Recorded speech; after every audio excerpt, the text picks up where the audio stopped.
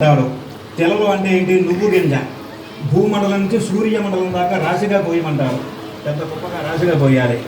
కృత రాశే వర్ష సహస్రావసాయనైనా సంవత్సరానికి ఒక గింజ, సంవత్సరానికి ఒక గింజ చొప్పున పక్కన తీసి పెడితే ఎంతకాలం పడుతుంది? కొన్ని వేల కోట్ల సంవత్సరాలు పడతాయి. అంతకాలం పాటు కన్యాదానం చేయడం వల్ల పితృదేవతలు స్వర్గానికి వెళ్తారట. స్వర్గలోకంలో స్థిరంగా ఉంటారు. మాషే ధ్రువమండల పర్యంతం. మాషము అంటే మినుము గింజ.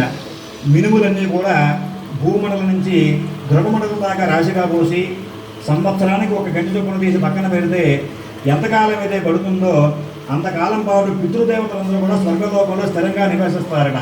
ఇది కాకుండా త్రిగుణీకృత, అగ్నిష్టోమ, అతిరాత్ర, ఆప్తోరియామ, శాంతపన, వాజపేయ, పౌండరీక, అశ్వమేధ యాగాలు ఇవన్నీ కూడా యాగాలండి. 100 సార్లు చేస్తే ఎంత ఫలితం ఏదో వస్తుందో శతకృతు 100 సార్లు చేయాలి ఒక్కొక్క యాగం. ఒక కన్యాదానం చేస్తే అంత ఫలితం వస్తుందట. కన్యాదానం యొక్క విశేషం అంత గొప్పది. అటువంటిది స్వామివారి కళ్యాణంలో భాగంగా సీతామ్మవారి కన్యాదానం అంతకు 100 రెట్ల ఫలితం వస్తుందని చెప్పి వాల్మీకి మహాముని వారు చెప్పి ఉన్నారు. అటువంటి కన్యాదానాన్ని మనం ఇవాళ చేస్తున్నాము.